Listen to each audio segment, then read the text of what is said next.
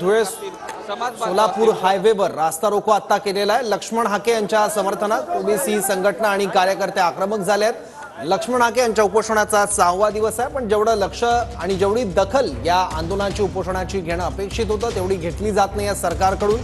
त्यामुळे त्यांच्या मागण्यांची दखल गांभीर्याने घ्यावी आणि त्यावर अंमलबजावणी सुद्धा करावी या मागणीसाठी ओबीसी बांधव आता आंदोलन करतायत, रास्ता रोको करतायत। धुळे सोलापूर हायवेवर आता हे आंदोलन सुरू आहे। लक्ष्मण हाके यांच्या समर्थनात संघटना आक्रमक होताना दिसत आहेत।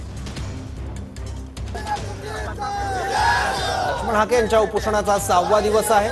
लक्ष्मण हाके यांच्या भेटीसाठी पंकजा मुंडे, धनंजय मुंडे हे देखील गेले होते। भाजप आमदार सुद्धा आज त्यांच्या भेटीसाठी गेलेल्या होत्या।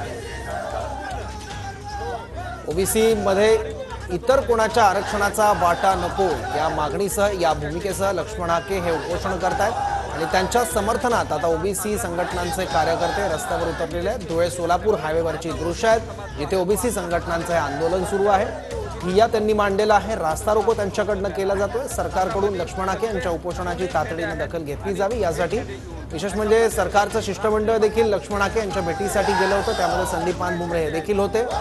लक्ष्मण हाके यांच्यासोबत चर्चा देखील केली।